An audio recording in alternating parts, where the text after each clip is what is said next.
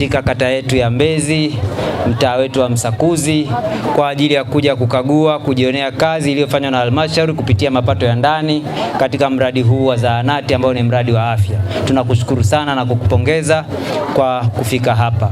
Basi bila kupoteza muda, ndugu kiongozi, naomba nikukaribishe kwanza uweze kukagua mradi wetu na utoe maelekezo, lakini pili uweze pia kukagua mabanda ambayo tumeweka hapa kwa ajili ya lishe na masuala ya ukimwi, na yenyewe uweze kujionea vile ambavyo halmashauri imeendelea kutekeleza majukumu yake katika maeneo hayo. Na baada ya hapo tutakuwa tuko tayari kupokea maelekezo kutoka kwako. Mheshimiwa Mkuu wa Wilaya, niombe wananchi wa eneo hili kuendelea kutunza mradi huu, kutunza hii zahanati, kuhakikisha wanaitumia vizuri ili endelee kuwaletea neema ya kupata matibabu katika maeneo yao ya karibu. Mheshimiwa Mkuu wa Wilaya, niombe pia watumishi hapa waletwe ili waweze kuwahudumia wananchi kwa wakati.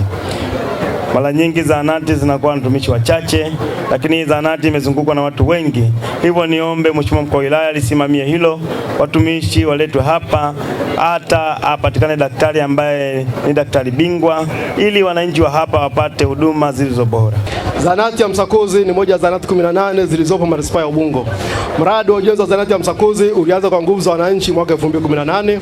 Mradi huu unakadiriwa kuwa na gharama ya shilingi milioni 185,43,200, ikiwa shilingi milioni 17 ni thamani ya nguvu za wananchi na shilingi milioni 168,943,200 ni fedha za mapato ya ndani ya halmashauri.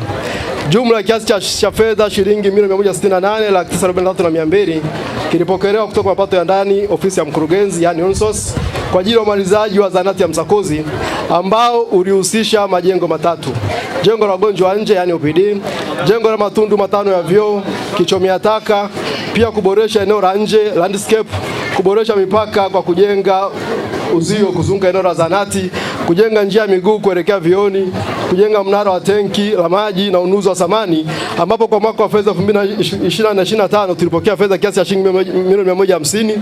Kwa mwaka wa fedha 2025/26 tumepokea kiasi cha shilingi milioni 18,43,200.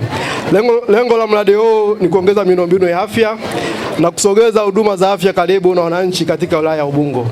Ndugu kiongozi wa mbio za Mwenge wa Uhuru kitaifa mwaka 2026, mradi huu umepokea jumla ya shilingi milioni 185,43,200 mpaka sasa.